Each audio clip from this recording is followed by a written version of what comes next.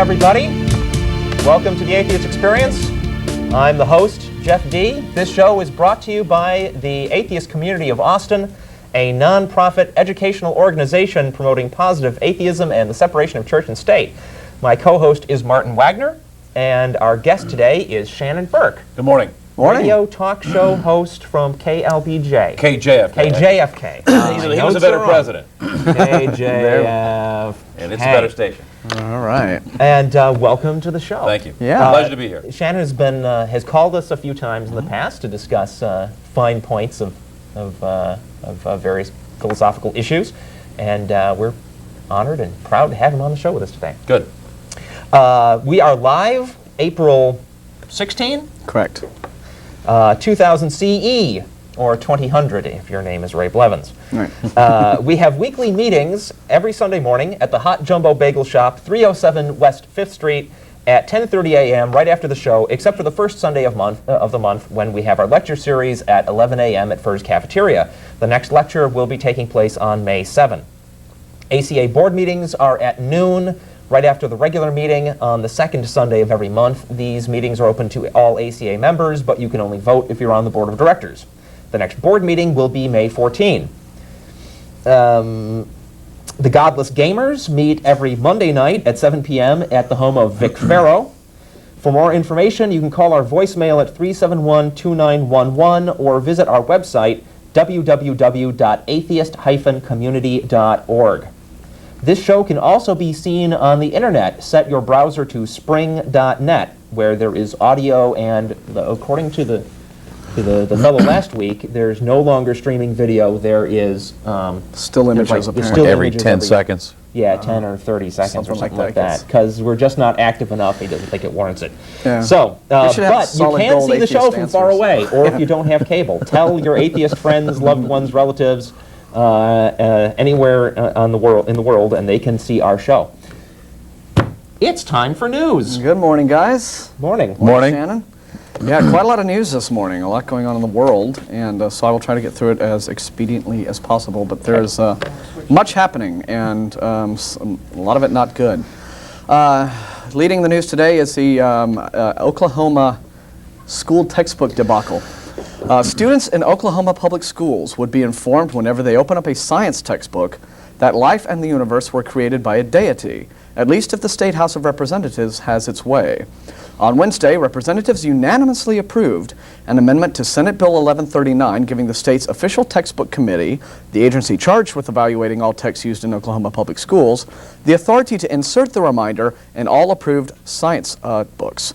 Introduced by Representative Jim Reese, a Republican from Nardin, Oklahoma, the proposal states, quote, "When adopting science textbooks, the committee shall ensure that the textbooks include acknowledgement that human life was created by one God of the universe."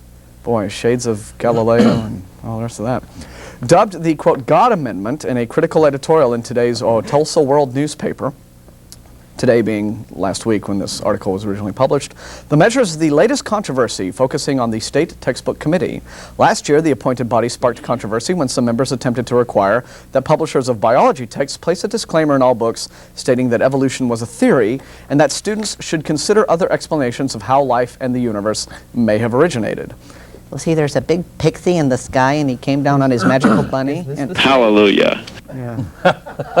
Is this the state where the Attorney General decided that those stickers, those disclaimer stickers, were no? Yes. Oklahoma State Attorney General Drew Edmondson, however, issued a written opinion stating that the committee lacked the legal authority to compel publishers to issue such disclaimers. It's also the state where certain movies are banned because they contain Well, this is the state where the Tin Drum, The Tin Drum is the banned, Oscar-winning foreign You film, can be arrested for watching it in your home. It was seized from video stores, and they actually, I mean, this is... I'm going to have to rent that. They This is retrieved about the as- list from the video store and went to Yeah. homes where it was outstanding and arrested the people for watching it. Yeah. I don't know if they arrested the people. I know they confiscated the tapes. gosh. I think but they arrested a guy. it's fascistic enough to be terrifying. Sure. This is Okay, so what is the deal with that movie that they felt? the movie is about a like an 8-year-old boy who it's a metaphorical story. He decides that and it's set in World War II Germany. It's a German film, and it's about a boy who decides that in response to the horrors of war and the world, he's not going to grow up. So he physically stays a child throughout the years as as the war progresses. He gets older. I mean, and there is a scene where he and this girl get together, where like she's an older lady. Oh yeah. Therefore, child pornography. Therefore, it's evil. So you don't see anything, and if you understand the story, it's clear that he's an adult. Right. But he's just inhabiting this child's body. He's refused to go. So they jumped on that. This is also the state when I was hard to grasp. When I was in the comics industry, where a couple of retailers were essentially just hounded out of their lives, practically, by they were arrested and went through this whole trial for having adult comics in their comic shop. And the claim being made that they had sold them to minors, which they had not, even though the cops had sent a couple of minors in there to try to sting them into selling them. So, I mean, these comics were under the counter. You had to ask for them. You know, you had to present IDs if you wanted to buy them. You know, but they just wanted to drive these guys out, and they did. They wrecked their lives, careers, marriages. They ruined their position in the community. I've been told Oklahoma is pretty much the most oppressive state in America. It's like you leave America when you cross the Oklahoma border, and you enter this weird, or you enter this weird twilight zone of. Well, anyway, enough Oklahoma bashing this morning. We'll just get on to the sad reality of what's going on here. The committee has also divided over the use of specific texts, particularly in the state's science curriculum. In February, several religious fundamentalists on the board attempted to pass the disclaimer rule and also rejected several leading texts, including Fearson's Biology, Biology Principles and Explorations, and Holt Biology, Visualizing Life. Sandy Garrett, State Superintendent of Public Instruction, told the Tulsa World newspaper that she could not recall a time when the textbook committee had rejected so many books. Wednesday's amendment came in the midst of debate over Senate Bill 1139, introduced by Representative Barbara Staggs, Democrat from Muskogee. We're proud to be an Okie from Muskogee. It would place some limits on the governor's discretionary appointment powers by requiring that 2 of the 4 members of the textbook committee, who are named each year to the group, be certified elementary school teachers, and that 2 others be certified secondary teachers. Critics of Oklahoma Governor Frank Keating charge that he is attempting to pack the state textbook committee with religious fundamentalists. Keating will have the opportunity to appoint 7 new members, more than half of the committee's membership, this month, a prospect that distresses many educators throughout the state. The appointments will fill not only periodic vacancies, but openings due to resignations from the board, probably out of abject disgust. Some fear that with the debate over evolution in Oklahoma science classrooms, students are getting a less than complete education in life sciences and that the state is becoming a laughingstock. Taking aim at the God Amendment, the Tulsa World editorialized, evolution, is of course a scientific theory that most scientists accept as basic fact. Even the Pope and the Catholic Church view evolution as a fact, albeit not developed in every detail. But for biblical literalists, Oklahoma remains perhaps the capital of biblical fundamentalism. The idea that God might have created the universe over billions of years and through the incremental method of evolution is anathema. To them, it is to deny God. So lawmakers know that a vote against saying that God created the universe won't play well in the fall elections, no matter if it were to be put in a science book.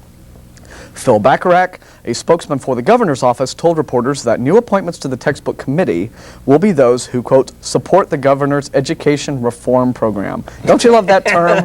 Education reform. Yeah, that's like... Packing the Board of Education with right-wing wackos. It's a nice who are going to control the content of textbooks. It's a nice euphemism for indoctrination, education reform. I think they use that rather successfully in I'm surprised that science teachers will allow that.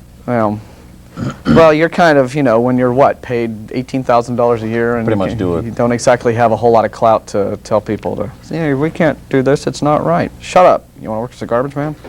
Anyway, the article continues. The House amendment now goes to the state Senate, where it will likely find substantial support.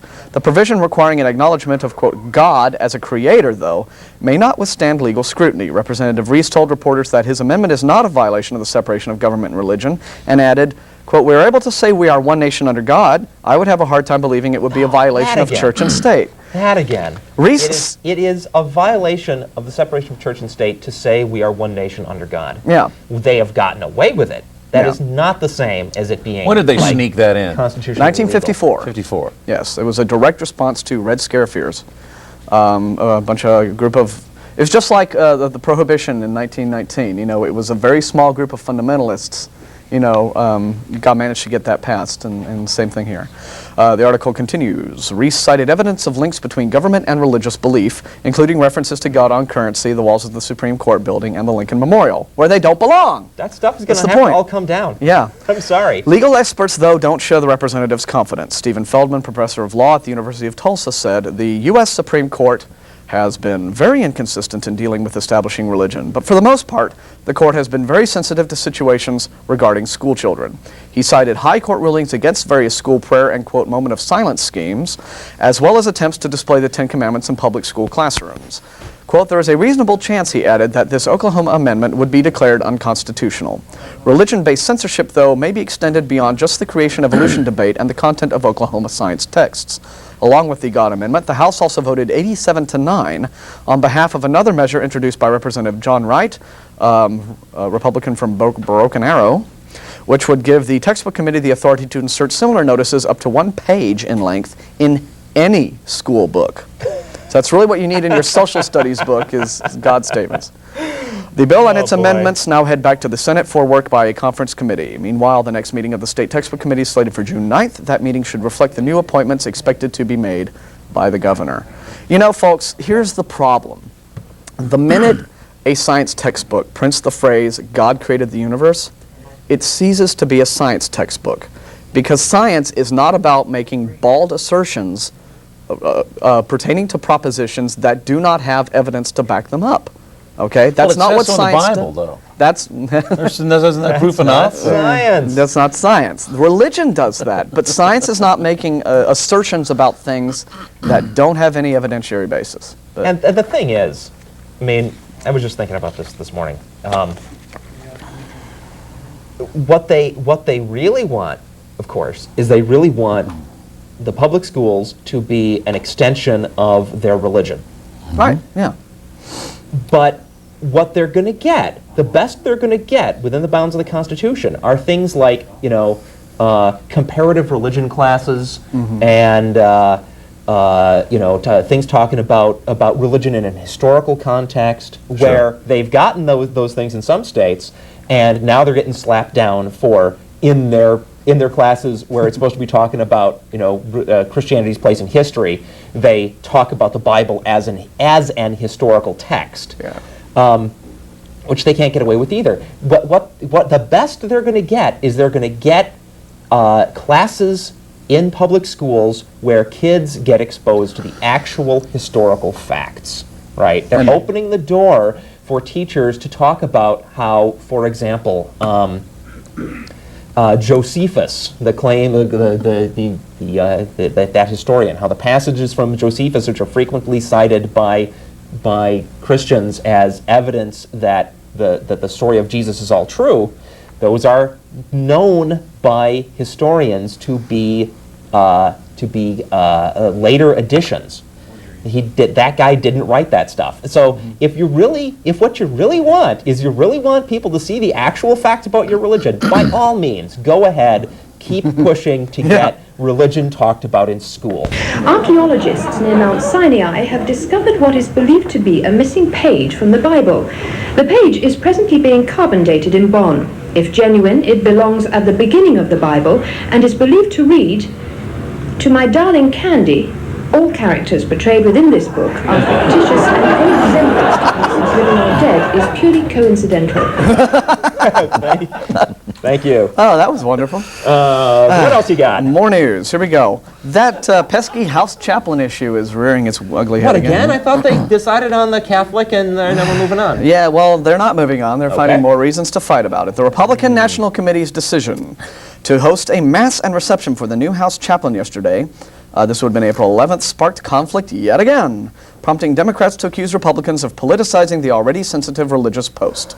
The House chaplain's job has generated considerable furor on Capitol Hill for several months, ever since House GOP leaders chose a Presbyterian minister over a Catholic priest to succeed the Reverend James D. Ford, who was retiring. Democrats argued that the minister did not attract enough bipartisan support from the task force charged with nominating candidates for the post. And the Catholic priest, endorsed by a majority of the task force, said he believed his religion was a key factor in his being passed over by the leadership. In an attempt to quell the controversy, that word just always pops up when you have religion in any situation. Controversy. Let's all say it together, shall we? Controversy. No, sorry, it's early and I'm just in a funky mood. House Speaker J. Dennis Hastert, representative from Illinois, Republican from Illinois, last month appointed another Catholic, the Reverend Daniel P. Coughlin, as chaplain instead. RNC officials decided to honor Coughlin, a conservative priest from Chicago, with a mass and reception at St. Peter's Church on Capitol Hill last night. The RNC, which launched a Catholic task force last September, has intensified its outreach to Catholics since the disputes over the House chaplain choice and GOP presidential candidate George W. Bush's visit to Bob Jones University, a South Carolina school known for its anti-Catholic teachings.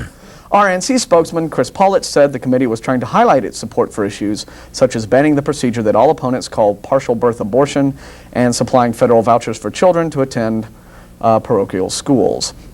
Quote, we're communicating the way we've been voting for the past 5 years, Pollitt said.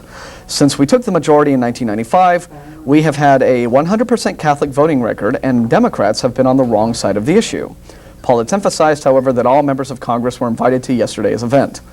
We've taken every step to ensure this is a nonpartisan event to make sure all members of the Capitol Hill community come to meet a great man who's going to be our chaplain for the next year, he said. But Democrats who were not formally notified of the event, questioned the propriety of the RNC sponsoring a reception on Coughlin's behalf.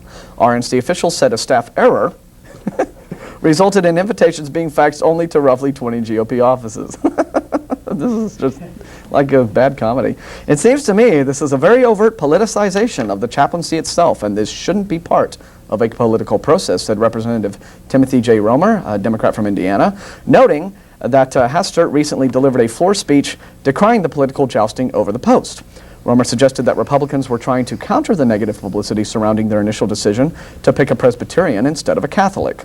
It's become more and more obvious that they're admitting they made a mistake and they're overreaching, doing Catholic resolutions and Catholic masses and Catholic legislation almost on a daily basis, Romer said. I'm a Methodist. But Thomas P. Melody, who chairs the RNC's Catholic Task Force and is hosting the Mass with RNC Chairman Jim Nicholson, said there were no political motives behind the event.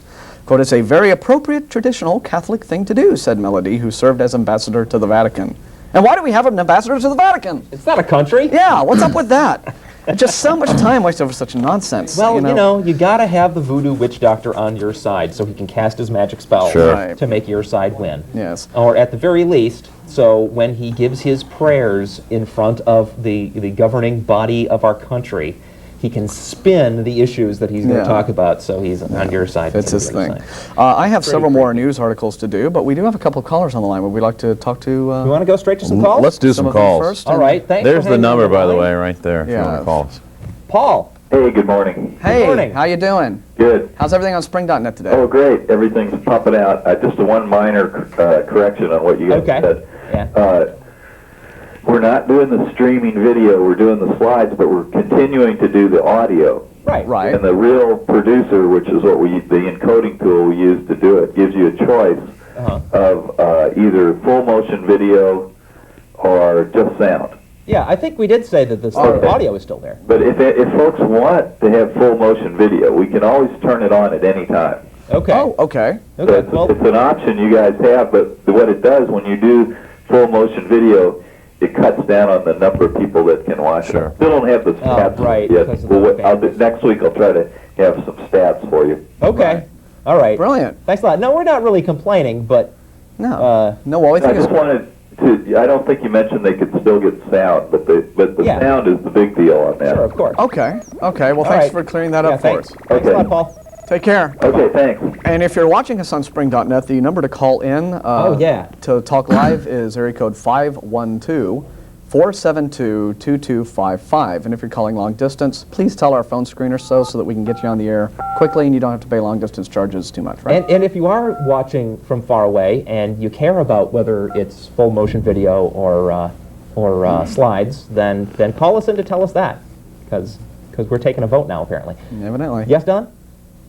Not at all. Okay. Oh. Just reminding us what camera we're supposed to be looking at, folks.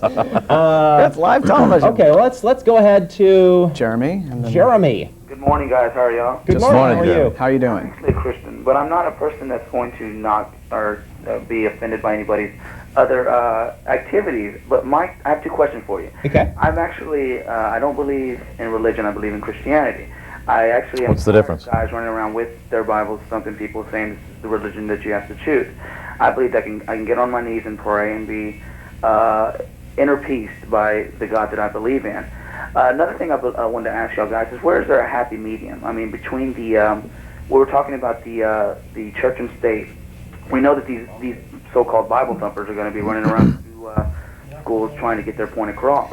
And you definitely brought up some ideas about some books that were trying to prove the scientific idea and how we evolved from evolution or whatever, so forth. Where do we find a happy medium? Can I take that one? Yeah, please. Absolutely. Where's the happy medium? The happy medium is there is no religion in school. School is for educating children. It's not for instilling religious values or moral values. It's for education. End of story. Yeah, no, exactly. No 10 Commandments, no prayer session, none of that crap. It's school. Teach my kid mathematics, reading, writing, send him home, and I'll handle it from there. Thank you very much. And that means that I don't know. That's us. We have. I totally understand about that, and I really love your show. It's a great show. I just Thank you. a different side. And like I said, I'm not trying to say God is your only protection, and therefore you're going straight to hell if there is a hell, and and being an atheist, you don't believe in both, and it's a very interesting show, and I really appreciate it, guys. Well, thank you. Thanks for the call. Very much Thank for, you. Well, it's nice to I want to add one further comment about that. Last week we mentioned that there was to be a debate on church-state separation, particularly pertaining to the Santa Fe school case, where they're doing prayers before their high school football games. I went to that debate, and it was right. pretty much what you would expect. I don't want to get into that, but Sure. of course, in the question and answer session, during the debate, the pro-religion speaker twice raised the specter of state-sponsored atheism. And then we had somebody during the question and answer session characterize atheism as a religion, right? And say, oh, you can't, if you don't talk about our religion, then you're talking about the atheist religion. Yeah. And when I had a chance to speak, I addressed this. First of all, of course, atheism's not a religion. But atheists are put in a strange, sort of uncomfortable predicament when we're talking about church-state separation, because I can understand how, to Christians, if you're not talking about God in some particular case, that looks to them like atheism. Yeah. But that's not atheism. Atheism is the kind of stuff we talk about on the show. There are reasons why we're atheists. There are specific reasons why we reject the supernatural claims of various religions, right? There's a philosophical basis to atheism. As long as that is not being talked about in schools in place of the religion, as long as you don't have teachers saying, hey, that Josephus passage that is often quoted as being historical isn't, it's a forgery. As long as that's not happening, you don't have state-sponsored atheism. But you will have it if you insist that religion has to be talked about, and then, doing its duty, our school system talks about it in a even-handed way. They will look at the actual facts. The actual facts, in our opinion, support atheism. But right now, we're not talking about it. If you guys really want it talked about in schools, by all means, you can have your way. But if we start having schools that teach the philosophical and historical basis for atheism, it's going to be your fault. Okay. What was the general consensus there at this discussion over the Santa Fe issue? Oh boy. A bunch of interesting things happened. First, I want to mention there were several people from the ACA were there. Yes? What? Am I to go to a call quickly? What? Oh, just go ahead. I'm getting all these hands Stop signals that, from the yeah. cameras. If it's not We see critical, it, guys, yeah. don't wave your hands around. Yeah. We see the sign. I want to mention that John Coons, our co-chair, was there, and Michelle Gadouche, who handles our product line, merchandise stuff, was there. Not to sell stuff, but to attend and hear what was being said. Right. There was a fellow whose name I don't recall, but who used to attend the ACA meetings and was wondering how the group is doing. He's still interested.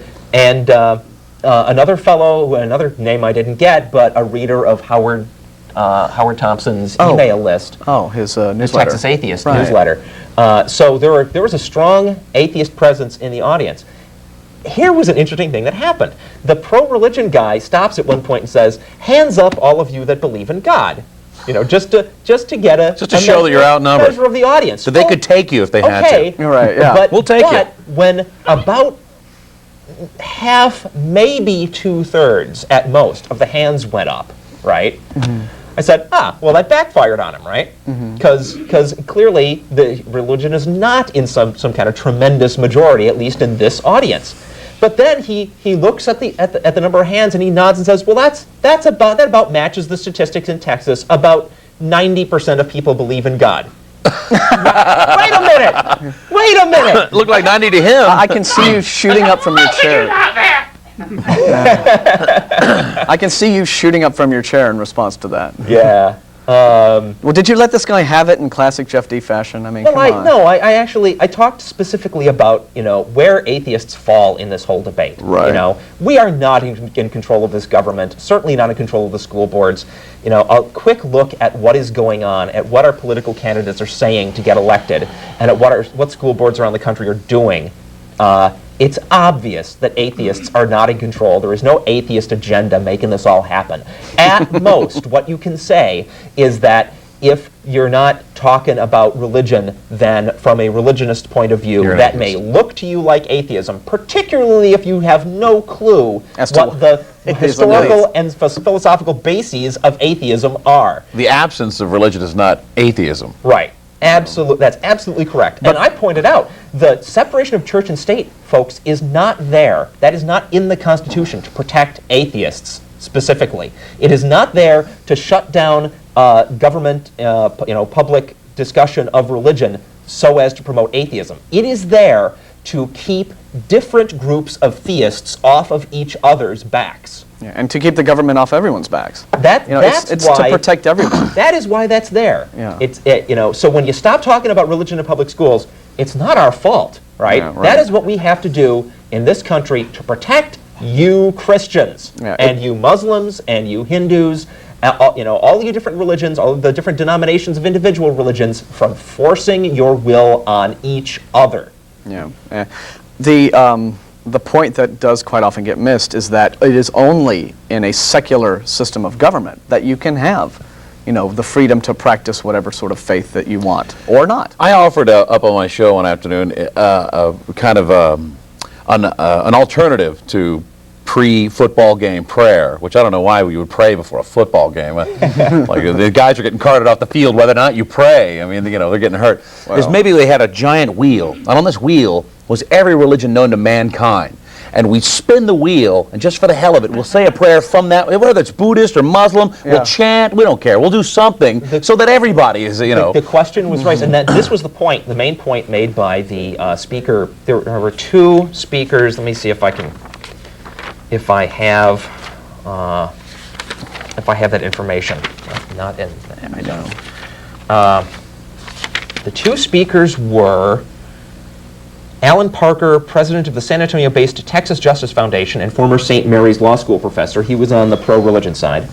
And Jay Jacobson, head of the Austin American Civil Liberties Union, was on the pro-separation side. That idea came up. Somebody asked Jay Jacobson, would it be a violation of the Constitution if, say, everybody who came into the football field was allowed to reach into a hat, and there was like a lottery, and one person chosen completely at random was allowed to issue some kind of statement of their choice, right? And he was not prepared to say that would be illegal. Sure. Of course, he didn't want to give some kind of off-the-cuff legal interpretation. But the issue came up. It's not an open forum. It's not a free speech issue because not everybody is allowed to speak. It is the opposite of a free speech issue because there is a vote and the majority picks a person to issue the statement. By definition, the minority never gets to speak in that situation.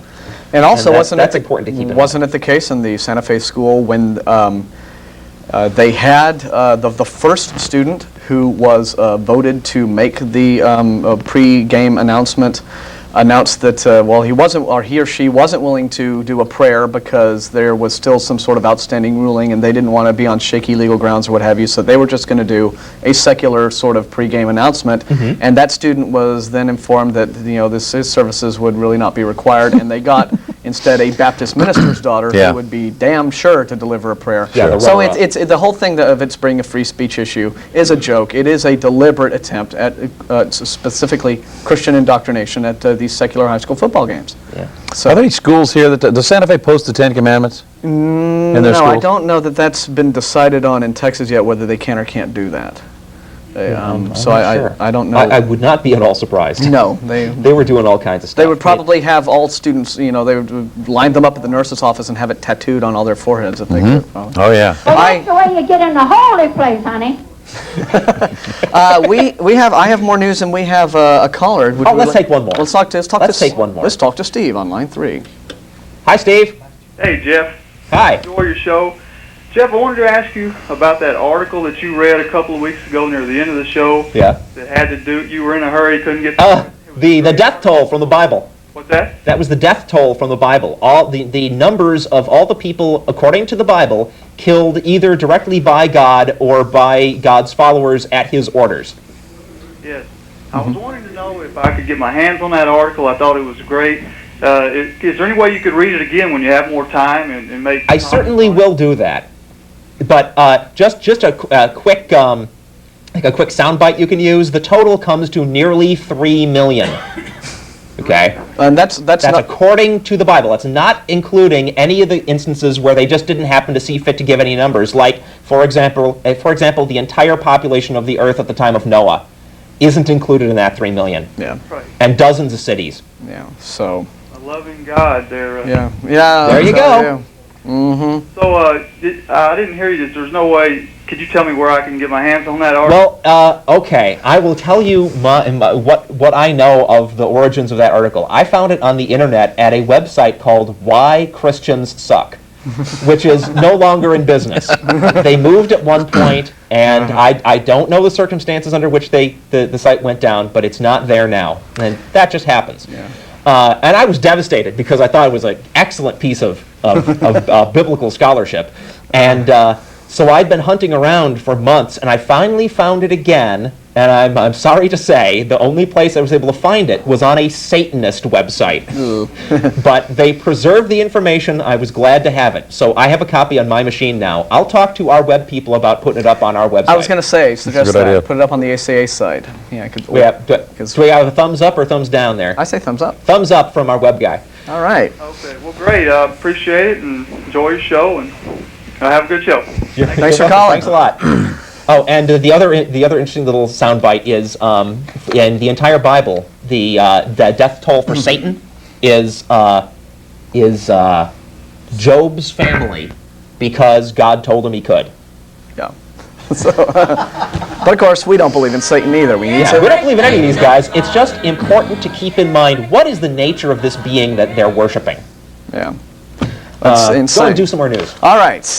This is a really interesting piece. It's a little on the lengthy side, but I'll try to get through it quickly because I think it's important and relevant. What? Could you just hit Yeah, I'll get the salient points. Okay. A police investigation into a Corpus Christi, Texas area Baptist group has uncovered allegations of child abuse and a curious relationship with Texas Governor George W. Bush.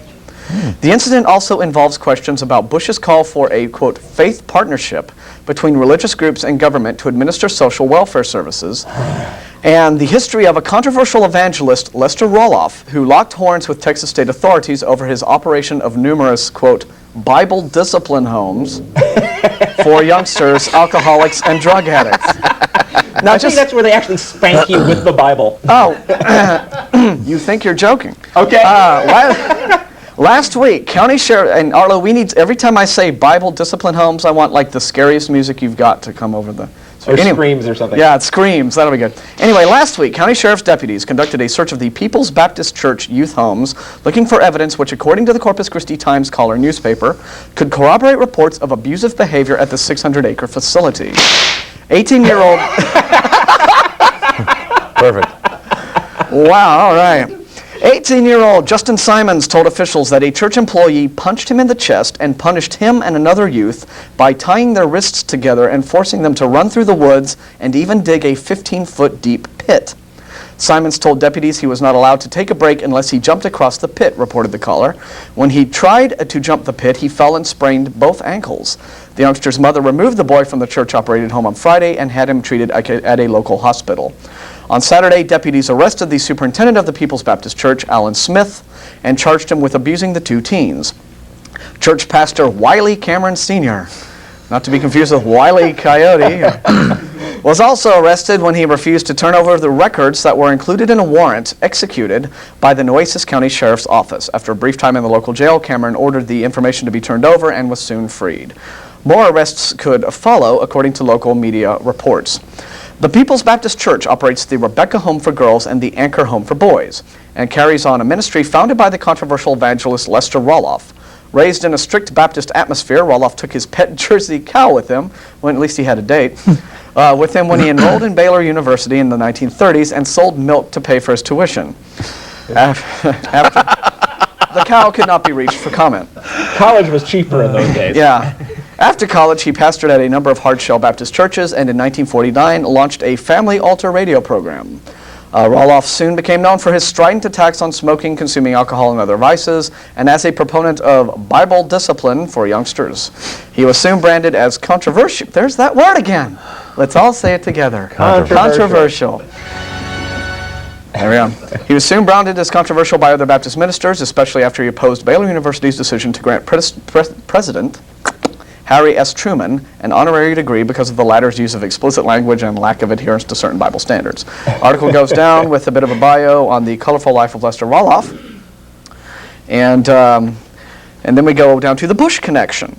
Roloff's creed of Bible-based punishment of rebellious youngsters, a residue of Calvinist belief which teaches that a child's will is sinful and must be broken, still plays well in many fundamentalist and evangelical circles. In an October 1977 magazine article, Dr. James W. Prescott, former president of the Maryland Psychological Association, warned that along with awareness about rising rates of child abuse, quote, the time has also come to recognize the painful truth that traditional Judeo-Christian moral values of pain and pleasure in human relationships have contributed substantially to child abuse and to the prevalence of physical violence in Western civilization. Thank you, Mr. Prescott. The religious system upon which our culture is based holds that pain, suffering, and deprivation are moral and necessary to save one's soul and make one a good person. The crucifixion and scourging of Christ are examples. It may be odd, then, to find reputed ex-playboy turned presidential contender George W. Bush as a supporter of institutions like the People's Baptist Church. In fact, the church operations, including Rebecca Home for Girls and the Anchor Home for Boys, no longer seem to be under the scrutiny of the state of Texas. Instead, under a constitutionally suspect scheme, the religious homes are licensed by a private organization known as the Texas Association of Christian Child Care Agencies, Inc., which in February 1999 accredited the PBC outreaches. This reversed the Texas Department of Human Services effort that began in the early 1990s to prevent the church from using a form of temporary legal adoption of its clients in order to keep children at the Rebecca and Anchor homes. Quote, the Christian agency will reinspect the homes annually and has the power to take the accreditation away, notes the Corpus Christi Caller-Times. It adds that the Texas Association of Christian Child Care Agencies, Inc. is a private organization created by Governor George W. Bush last year. The agency has inspected and accredited only one institution, and that is the People's Baptist Church. Our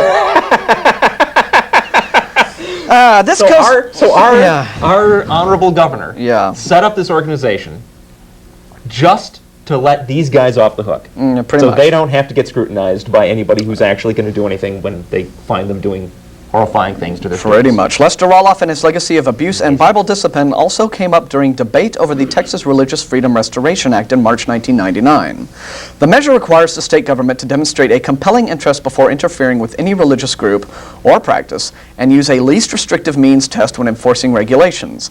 Major denominations throughout the state eagerly supported the RFRA, as did Mr. Bush. Senator John Whitmire, though, raised the question of how far the state could go in trying to stop child abuse in religious schools and homes, citing Roloff's various homes and the Branch Davidian compound in Waco, Texas. With the social faddism of everything from juvenile boot camps shown to have poor results in correcting adverse behavior in youngsters, to Bible-based regimens that incorporate physical punishment and heavy doses of religious teaching, the latest reports of abuse at the Roloff home should raise concerns about government-church partnerships, particularly when dealing with children. The abuse charges, if true, suggested that privatizing the monitoring of institutions like the People's Baptist Church amount to an anemic form of self-policing for sectarian groups. Equally disturbing is the extent of such abuses. Roloff's homes were often located in secluded environments. One could only be reached by boat or seaplane. Oh, man! Yeah. What a life. The Corpus Christi charges are chillingly... And, you got to get past the barbed wire, too. Yeah, and the attack dogs. The Corpus Christi charges are chillingly similar to allegations revealed by the Denver Rocky Mountain News in November 1998 about an American gulag operated by Reverend Mac W. Ford. He is a fiery Louisiana preacher who has incarcerated children for 27 years, noted staff news writer Lou Kilzer. The juvenile detention compound in northern Louisiana was operated under the aegis of Ford's New Bethany Baptist Church and included 10-foot-high barbed wire fences and gruesome accounts of Ford's private jail, beatings, lickings, I don't want to know what those are, and paddling. The grandmother of one boy...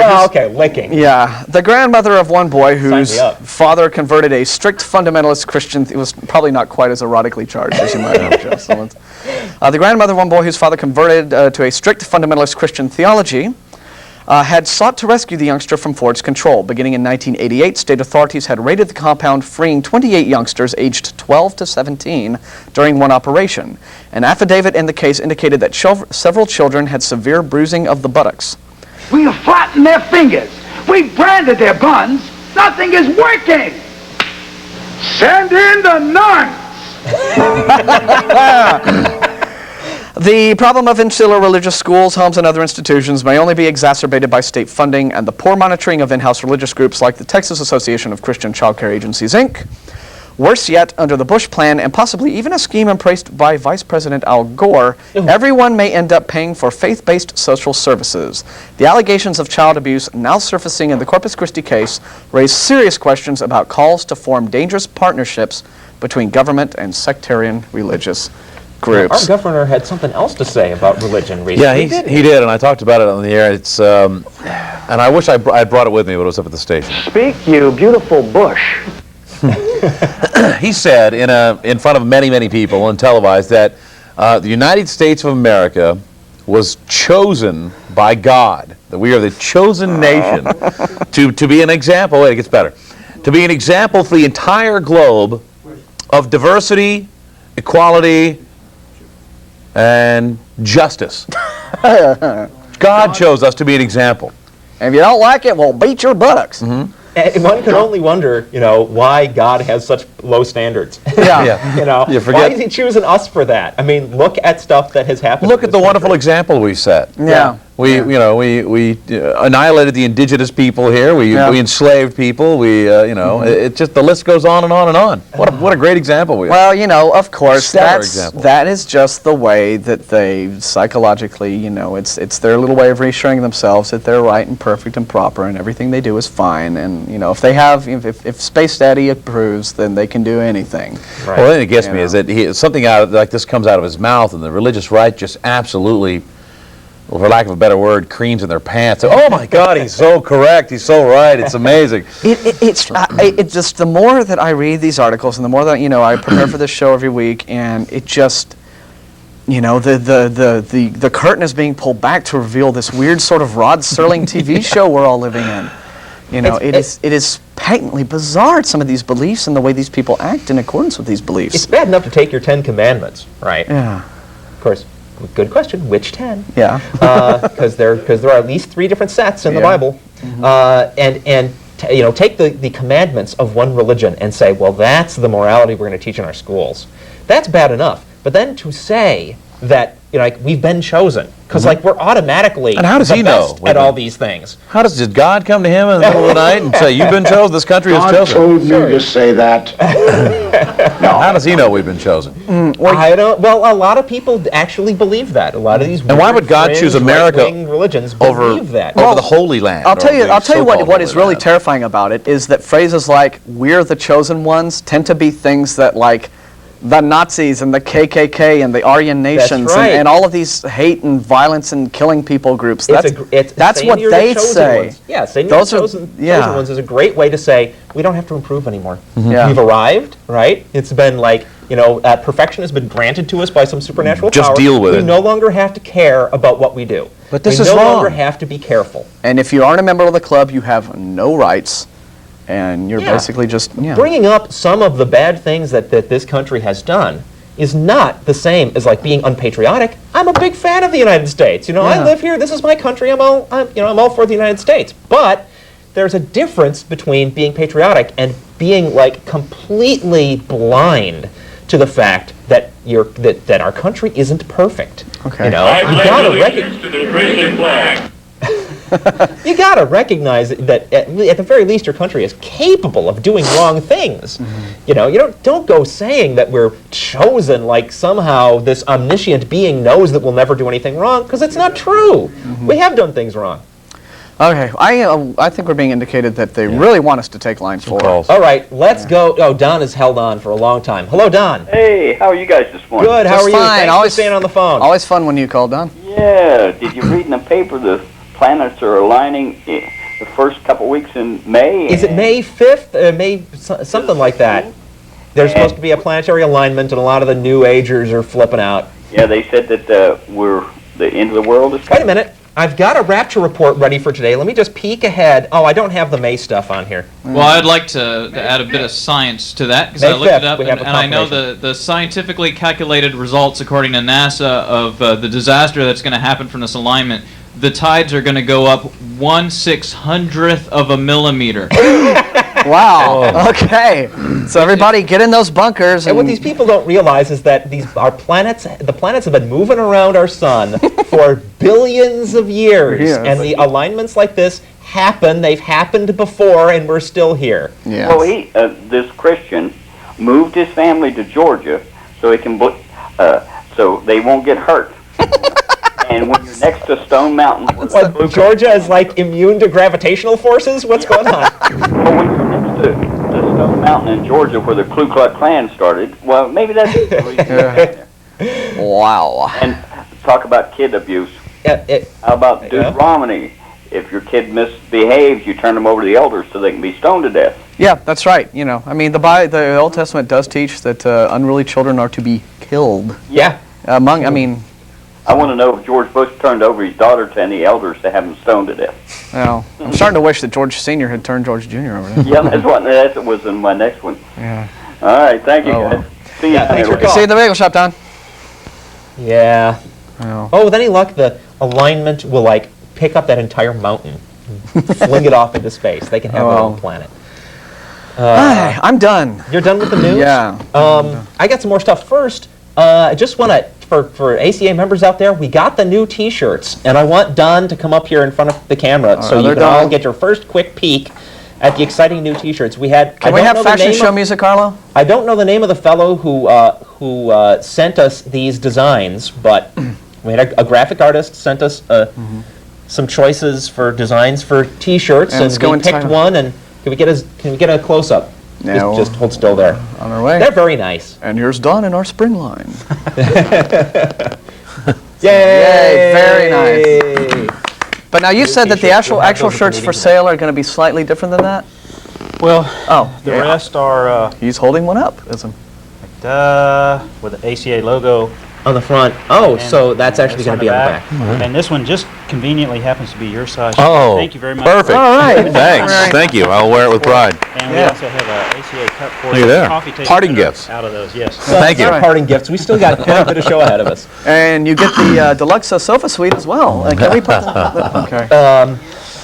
I went to see the film The Road to El Dorado, which is an animated feature that's just come out. Yeah, I've heard. I really enjoyed it. You did? I did. I enjoyed it quite a lot. I mean, it's unfortunate that they got some relatively lame musical numbers in it, but apart from that, it's not an animated movie really for kids, and that's what I liked about it. In particular, from the atheist perspective, there's this priest, like these guys from Europe, wind up in the city of El Dorado, just ahead of Cortez, and they get mistaken for gods. And at one point, the priest, who believes that they're gods, comes to them and says, you've got to let us go ahead and do these human sacrifices because human beings are just awful, terrible beings who will misbehave and just be evil and nasty and cruel and bad in every single way you can imagine, unless you terrify them into following you by doing horrific things. And I thought that was an excellent expose of the kind of thinking behind a lot of religion. Yeah, I was a little bit concerned though. I mean, does the movie? I know that sometimes these animated films, if they attempt to tackle historical subjects, it's a major whitewash, and it's so less wrong than say Pocahontas. Well, sure.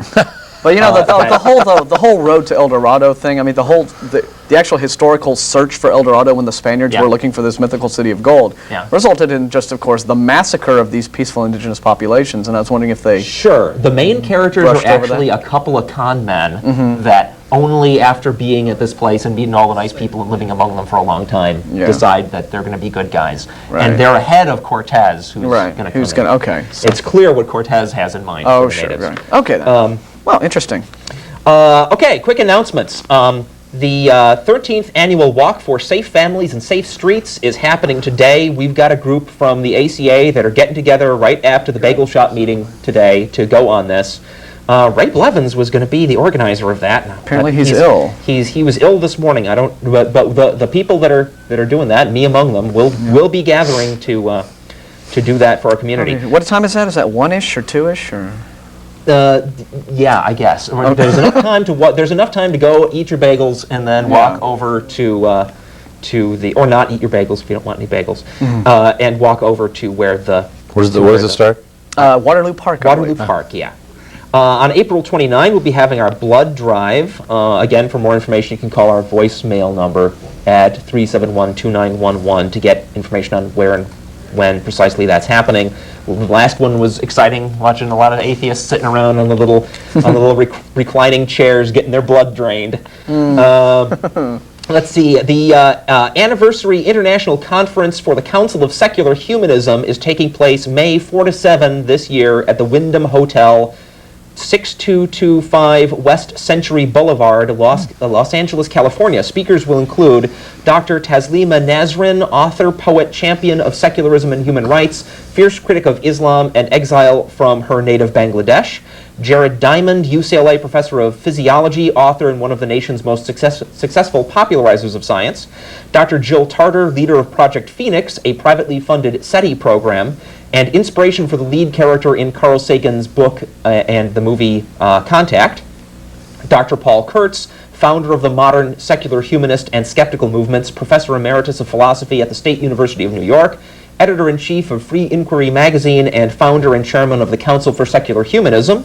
Steve Allen, creator and original host of The Tonight Show, comedian, author, and lifelong champion of reason. Alan Cranston, U.S. Senator from California, 1969 to 1993. E.O. Wilson, Pulitzer Prize-winning author of Sociobiology, The Diversity of Life, and Consilience, The Unity of Knowledge. And William B. Davis, the actor who portrays the cigarette-smoking man on TV's X-Files. Ironically, for a star of one of TV's most famously pro-paranormal programs, Davis is a lifelong skeptic and atheist. For more information, you can go to their website, http://www.secularhumanism.org/conference2000/index. Or you can call our voicemail once again if you missed that. They'll have all this information.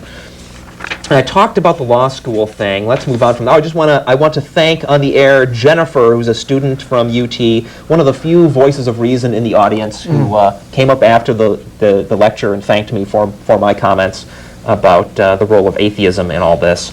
And I told her I'd mention her on the show. I have some creepy handouts here. I want to point out there's no church-sponsored atheism or state-sponsored atheism going on, but what there are people handing out various creepy anti-evolution flyers at this lecture, and I picked some up. I'm not going to go over that now. I don't think we want to get into that. What I do want to do, because I missed it last week, is my rapture report. As you know, what we're doing is keeping track of all the various predictions of the end of the world, mostly religiously motivated, and how they fail over and over and over again. How every single one of these religious leaders who has issued one of these predictions is a false prophet.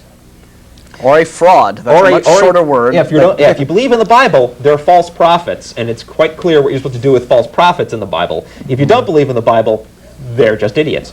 Okay, during March 2000, the rapture was to take place. That was 3.5 years after Christ's second coming, so presumably 3.5 years before March. It was supposed to be Christ's second coming. Neither of those things happened. Failed. This was according to Marvin Byers. April 5th of this month, Michael Rood updated his guess for Tishri the 1st, 6001 to April 5, 2000. Tishri, that's the Jewish calendar. Oh, okay. This day was to start out with bloodshed, plagues, and all manner of pestilence. Anybody remember that from April 5? I missed it, week actually. And a half ago? Didn't see any pestilence April 5th. Failed. No. Yeah, darn. April 6th, the second coming of Christ, according to James Harmston of the Mormon sect, True and Living Church of Jesus Christ of Latter-day Saints. What happens to these guys when their predictions don't come true? They go. What do they say? It's amazing. I mean, and how can the blind keep following them? Well, he missed it this time, but he's going to be on next. Well, what you do if you're from Uganda is you murder 1,000 people. There's your plague. There's your bloodshed. Yeah. Told you. They wanted their money back. He started killing them. That guy in Uganda. See? But no, it's amazing. People. How many? That's 3 raptures in the last 2 months so far. Yeah. Oh, heck yeah. There's a lot of these. 3 or 4 a month? Just wait. So, yeah, but it's amazing. These religious leaders come up with these things. They get a bunch of people all excited, and then when it doesn't happen, they backpedal and they prevaricate. Is that the right word? They make up excuses. Cover their butt. And very few people leave the religion. Very few, or even that religious leader. They just take it in stride. It's ridiculous, folks. That there's a difference between science and religion. Science is about making testable predictions that have some degree of reliability. Religion, at least when ends of the world are concerned, is about making stuff up. That's a hell of a prediction. Making stuff up, and then when it doesn't happen, making excuses. And there was another one. What did I tell you about on living in a April Rod 6th. Serling TV show? I mean, it's amazing. Also on April 6th of this month, Ola Ilori originally predicted the rapture at or before the end of the Jewish Jubilee year on March 18 of 1999. Immediately following the rapture, there was to be an earth shift which would crack the earth's crust, quote, like an eggshell, unquote. When it didn't happen, Ola explained that by using Israel instead of Jerusalem as the basis for calculating the Jubilee year, I believe I may have been off by a year. That's another quote. that doesn't even make good nonsense. Therefore, Doomsday was postponed at least until April 6th, 2000. Thankfully. The Earth's crust, I'm sorry to tell you, is still intact. Okay. Now, her skull, on the other hand. Still pending. Now, of course, there are more specific dates lined up all through every month of this year. I want one on my birthday. I'll see what I can do. Okay, Why don't you just go? You can go ahead and make one, but all right. We know it would be a joke. These are generic. Oh wait, there's one. It's still April, right? Okay. Yeah. These are more predictions that are generically supposed to happen either sometime this month or sometime during this entire year, and we'll get into the specific ones with dates attached to them as those dates go by. Sometime in April, the Whites, a family of ascetic doomsday cultists living in Jerusalem, expect the end to take place in March or April after the Ark of the Covenant reappears in a cave, which has also not happened. They claim that there was a mistake in the chronology of the Hebrew calendar again, and that the year 6001 will actually begin this spring. In reality, September 1, 1999 to September 30, 2000 is the Hebrew year 5,760. So they're just completely out of it. You're not fooling anyone, you know. Sometime, just generically sometime this year, we're supposed to expect all of the following.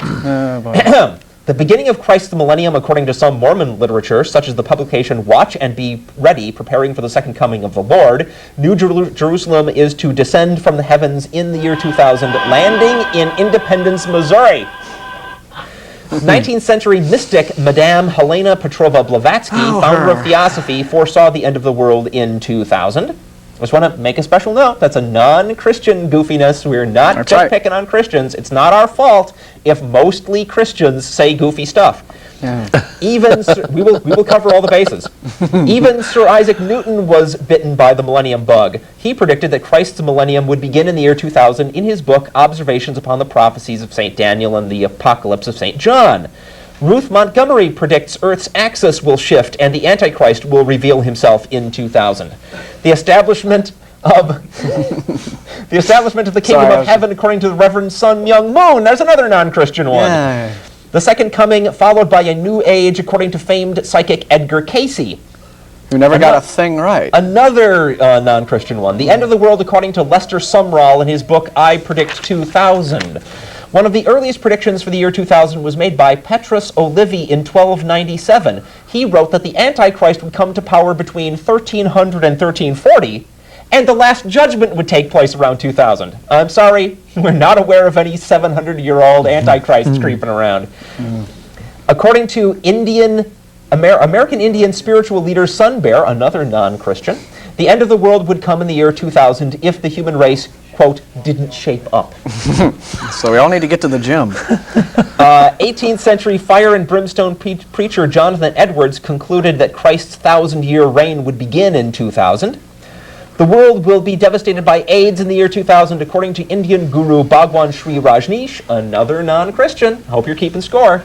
Afterwards, the world will be rebuilt by a peaceful matriarchal society. William Cam, a.k.a. Little Pebble, is the leader of the Australian doomsday cult Order of St. Charbel. They predict that a comet will destroy the Earth before the dawn of the new millennium. And of course, we're cutting him some slack here and assuming that he is one of the few who realize that the new millennium, in fact, begins 2001. Members of the Stella Maris Gnostic Church, a Colombian doomsday cult, went into Colombia's Sierra Nevada mountains over the weekend of July 3 to 4, 1999, to be picked up by a UFO that would save them from the end of the world, which is to take place at the turn of the millennium. The cult members have disappeared. See? Yeah. Maybe they were right. Except, of course, that the millennium doesn't really happen to 2001. They shouldn't have disappeared for another The alien calendar must be off. The alien calendar. Yeah. Just a year. A radical apocalyptic sect emerged in 18th century France. Check this out. The Convulsionaries is the name of this cult. That sounds like a band. It's like an epileptic hospital. Yeah. One of the members, Jacques-Joseph Duguay, anticipated the Parousia in 2000. Yes, Parousia means the second coming. I looked it up. Martin Luther looked at 2000 as a possible end-time date before finally settling on 1600. Now, technically, this prediction is already a failure, but I thought it was such a big, fat, obvious one, it was worth mentioning again. Yeah. A Vietnamese cult headed by Ca Van Liang predicted an apocalyptic flood for 2000, but doomsday came much earlier for these cult members. He and his followers committed mass suicide in October of 1993. Oh, what joy. And that's your rapture report. Keep your eyes peeled. Wow. The universe, the world as we know it could end at any moment. But I'm sorry, that's bloody likely.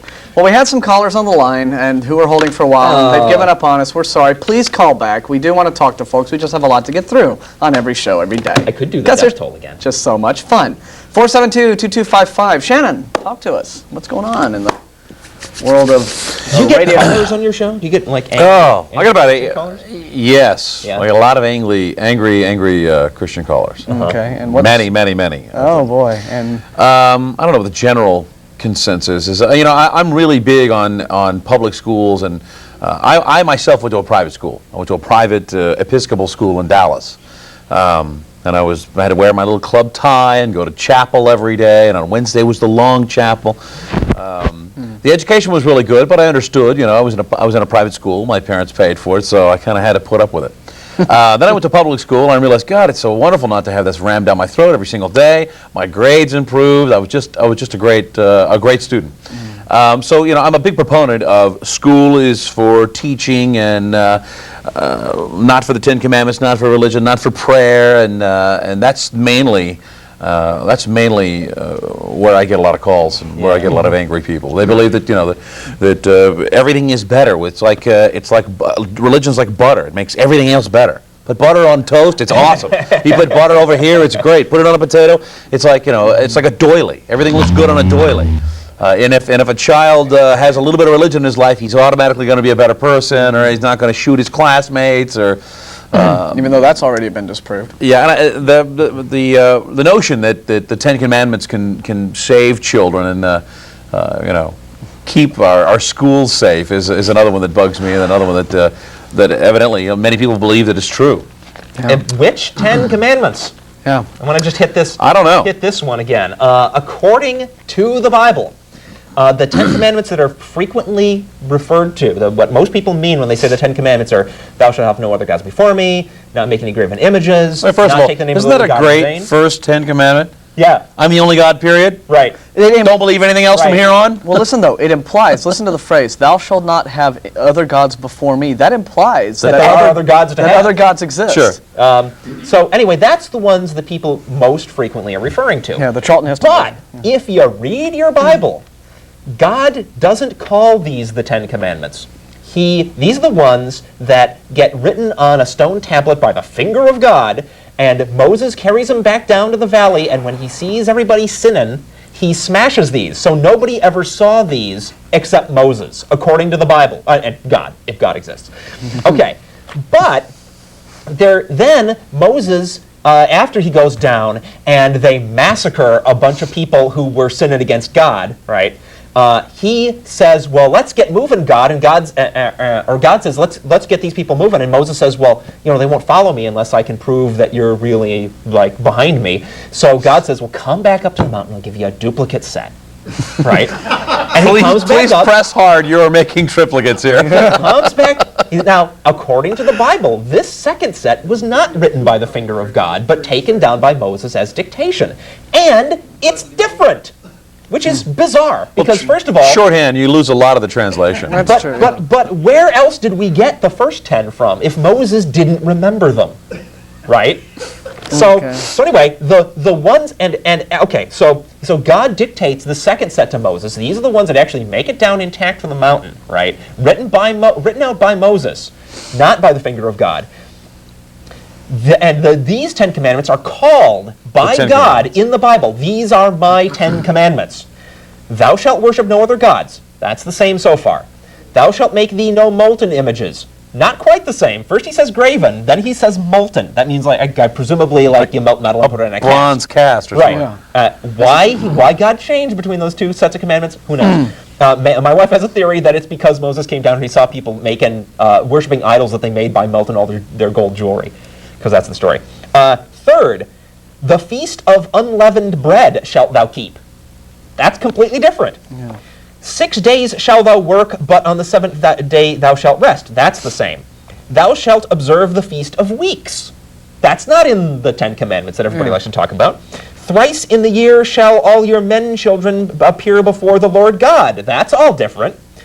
Thou shalt not offer the blood of my sacrifice with leaven. That's different. Neither shall the sacrifice of the feast of the Passover be left until morning. That's different. The first of the first fruits of thy land thou shalt bring unto the house of the Lord thy God. That's different. Thou shalt not seethe a kid in his mother's milk. That's different. I don't know what it means. And that's the 10th one. What does that mean?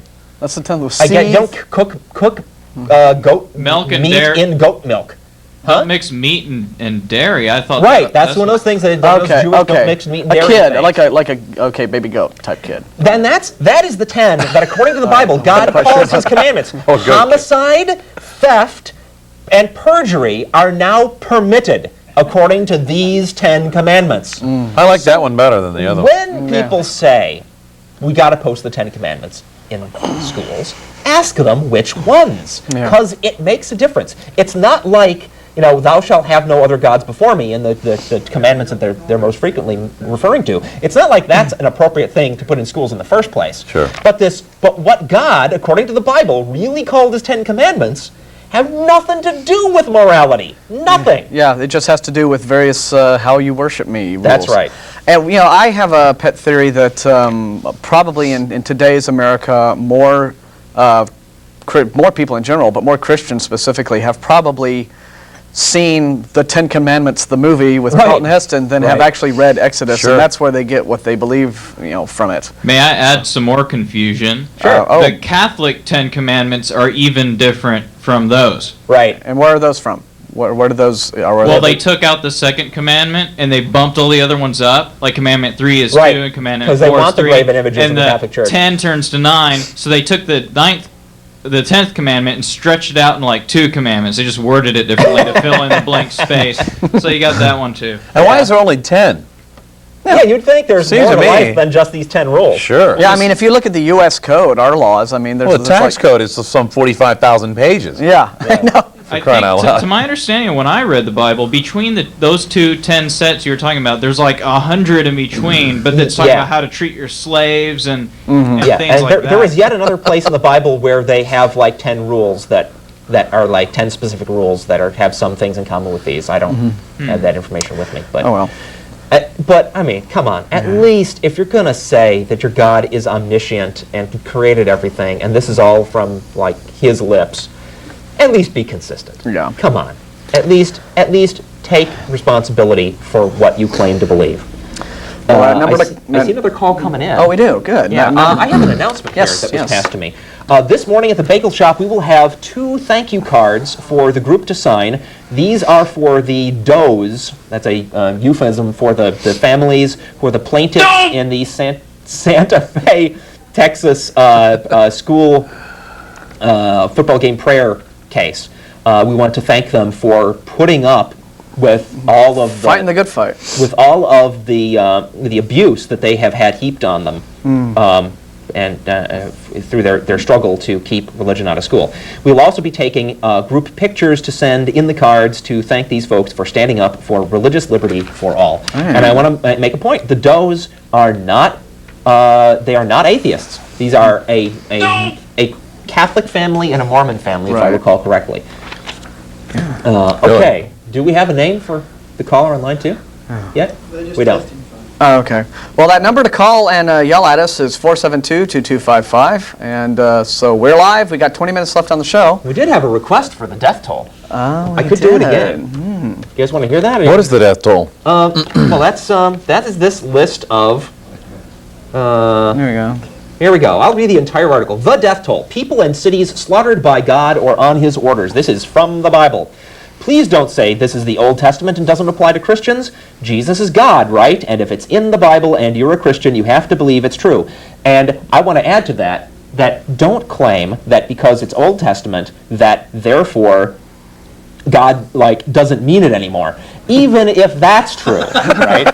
Even if that's true, you're still worshiping a God who used to do all this stuff. Suppose Hitler was still alive, and after murdering millions of Jews, he came up with a nice set of 10 rules for everybody to live by that, everybody thought were kind of reasonable. Sure.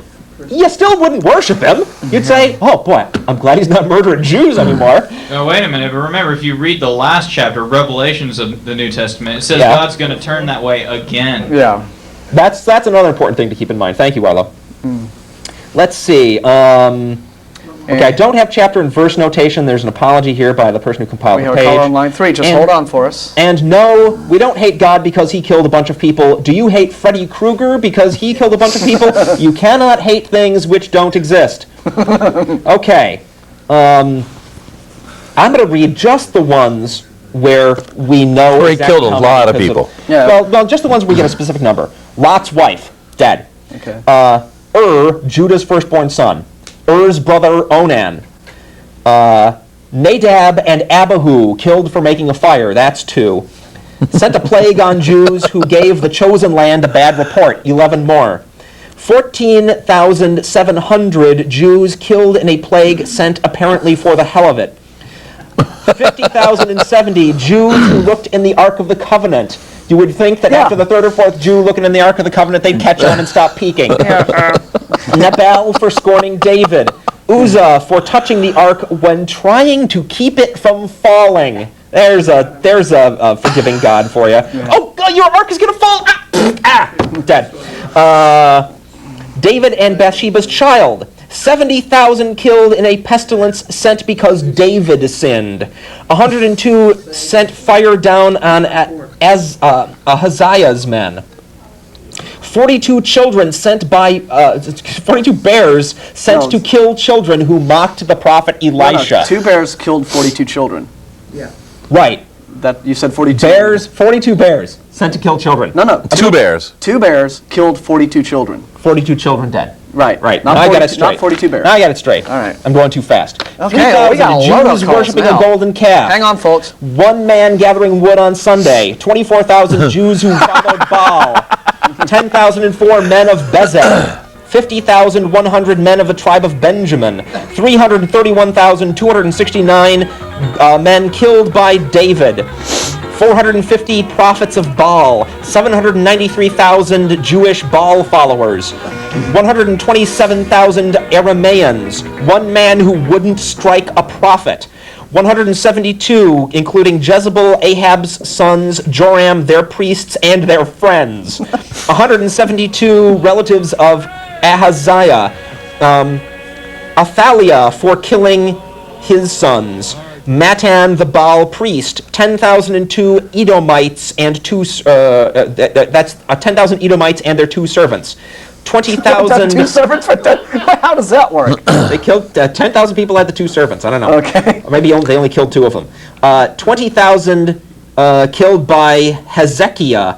500,000 Israelites killed each other. 50,000 Ethiopians. 23,000 Seirites, 510 men of Haman's army, 75,300 more of that army. The grand total comes to more than 399,993 people killed by God, only going on the numbers listed and not counting, say, the entire population of the world at the time of Noah, 3 cities, and other such things that were not enumerated. There we go. And more than 2,017,956 people killed by the followers of God on his orders, not even counting 65 cities they destroyed without seeing fit to give any numbers. So there you go. This is the God they're worshiping. Okay. And we got calls. Yeah, Who's first? I think Chris on line 3. 3. 3. Hello, Chris. Hello. Hi. How you doing? Good. How are you? Need a book recommendation. Okay. My wife is doubting. Uh-huh. Doubting what? Oh, God? Religion, God. Uh-huh. The whole thing. Myself, I'm an atheist. Have been for a long time. Yeah. But are there any introduction to atheism books? Boy, here's the thing. We're not supposed to do stuff like that on the show. We're not supposed to endorse products. What I recommend, is go to any big bookstore, go to the religion section. You'll have to dig through a lot of Christianity to find the religion, or to find the atheism-oriented books. Actually, can I make But they have them. That makes me feel so nasty. Yeah. Well, no, a better section to look in as opposed to the religion section would be the Western philosophy section. Some bookstores have a Western philosophy section that will also cover it. Yeah. I have found that and there is a website, infidels.org, that will have a list of books that you can look at. Okay. All right? Thank you very much. You're welcome. See ya. Good luck, Chris. Good hunting. Okay, John on line 2. Thank you for holding. Hi, John. Good morning. Good morning. Good morning. Sorry we're having some phone sound problems, but hopefully we'll be able to hear you fine. Am I coming through? Yeah, we can hear you. Okay. I'm kind of curious. It just seems to me that you're anti-religion, but in your way of doing that, you've created a kind of an anti-religion. Why do atheists need to group together? Well, look at what's happening in our government, and that'll tell you. Look at George Bush Jr. Well, why do atheists need to group together? Well, what the hell is that supposed to mean? I mean, it's not so much that we don't want to group together. For the same reason that people who like chess form chess clubs, or that people who there's that, but really there are threats to our freedoms in our society. Okay, mutual support and defense is a perfectly valid reason to get together. Yeah, I mean, early on the news program, I enumerated a great many challenges right now to the Constitution that are being instigated by religious fundamentalist groups who are attempting to essentially ram religion, again, down the throats of the American populace at large, and subverting our nation's laws in order to do so, subverting the Constitution. Would it be easier for you to understand if atheists didn't group together? I mean, are you still there? Yeah. Why do Christians group together? Why do Jewish people group together? Why do... I mean, people who have similar interests tend to get into groups. Why do car clubs group together? Why do poodle breeders group together? It's just a thing that people do. Are you afraid that atheists will have too many numbers, I guess? No, there's not enough atheists to be afraid of. In fact, I'm not really afraid of any group. The fact of the matter is religion is just one facet of man, and in general, it's even though things seem to be getting out of hand every day, there must be more positive happening, because if things were complete chaos, we wouldn't have institutions, we wouldn't be able to group together, etc., etc. Oh, well, it's just that you can look at countries where a trend toward religious fundamentalism has gone much farther than it has so far in this country. Right? It's gone like as far as many fundamentalists would like it to go in this country. You can look at Iran, right? And see what happens when you get a country that is dominated by one particular religion. So, I mean, just saying, well, we have freedoms right now is no guarantee that if people don't care about those freedoms and speak out in defense of preserving those freedoms, that we'll keep having them. Yeah, freedom isn't free. You've got to fight to protect it, it seems, quite a lot, because there are people who, through misguided motives or whatever, who think that they have a lock on what is right and moral and good. And as George W. Bush is quoted as saying, we were chosen. He also said there ought to be limits to these freedoms. Right. So much freedom going on. And it's his dad who said atheists should not even be considered citizens. Yeah. Okay? So there are... I don't know why we're banding together. We'd like to remain citizens, for one thing. Yeah. Is that fair? That's fair, but it would also be fair to say that religion has probably done at least as much good for humanity as it has done bad. I mean, no institution is perfect. I'm not sure I'm prepared to agree with that. No, nor am I. No, I think that, once... that's debatable. I mean, sure, there are many philanthropic, faith-based organizations, but I think that over the centuries, I mean, if looking at the way in which religion has been practiced, and even today in this century, when you have extremist fundamentalist groups and the way that they practice their religion, okay, let me take it down to a much smaller analogy. Let's say you have a father who smacks his child around, and then he gives him an ice cream cone later on. Well, the nice thing doesn't erase the bad thing.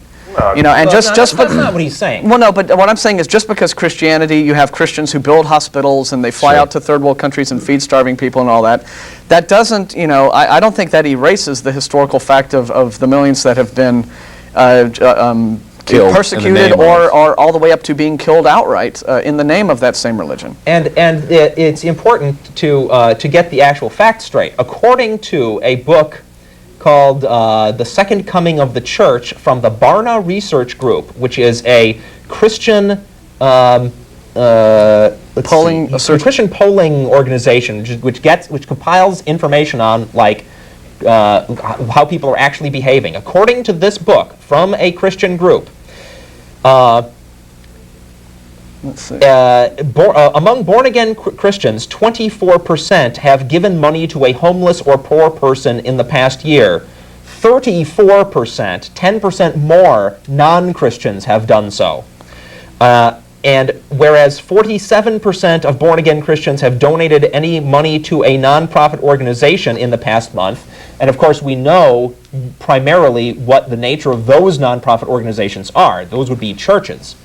48%, still 1% more, even not donating to churches, 48% of non-Christians have donated money in the past year. According to this poll conducted by a Christian organization. The claim that religion on the whole makes people better is false. It's just not true.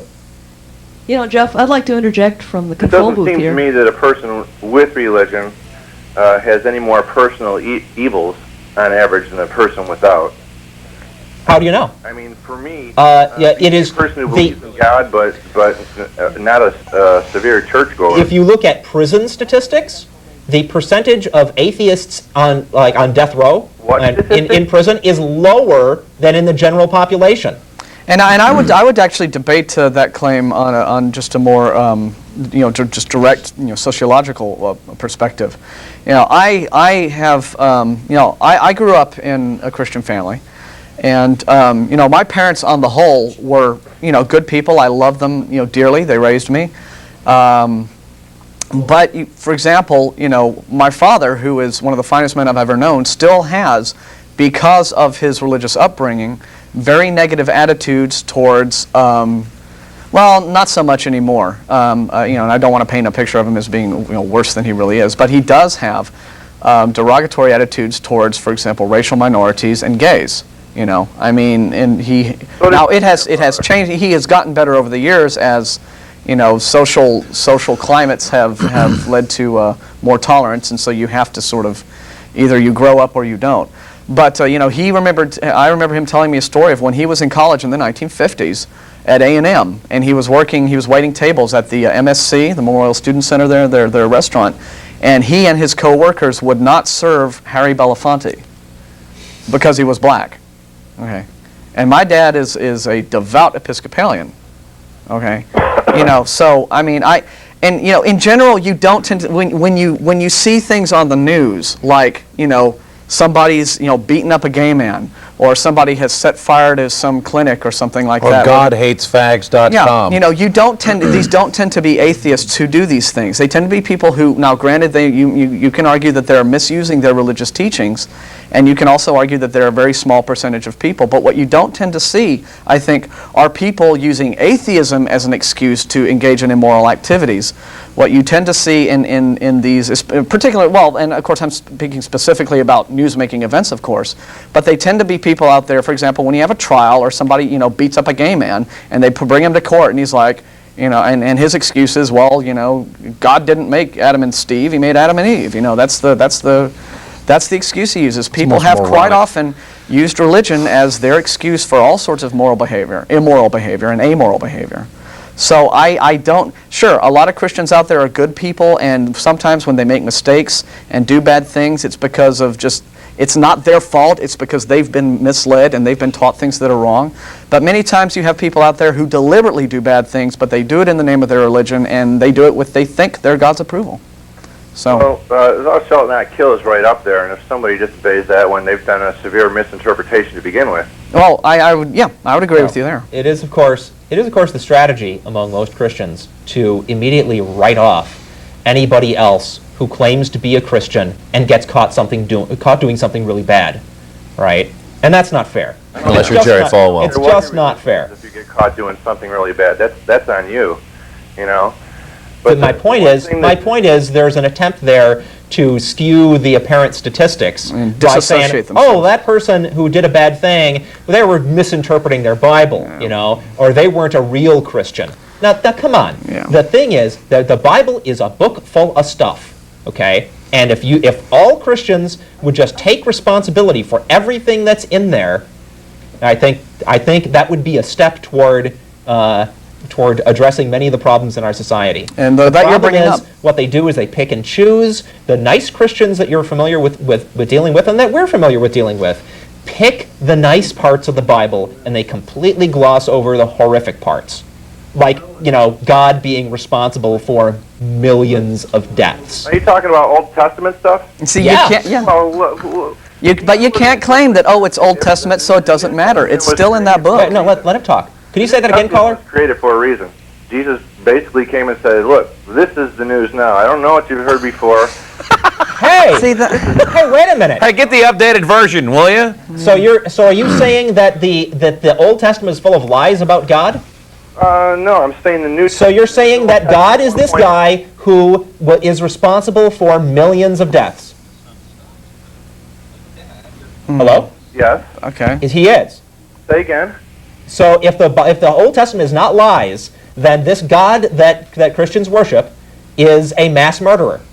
Do you think it's not possible that someone even as great as God could make a mistake and Sure, but I wouldn't worship him. Yeah. A God who is capable of. Oops, Okay, I maybe- accidentally killed 3 million people. Maybe Oh, I'm after sorry, I the wouldn't first worship million, him. maybe after the first million, Yeah. you might be able to think twice about it. But after Once 2 again- and 3, Once again, read Revelations. Did you He's going to say do it 3 million again. People?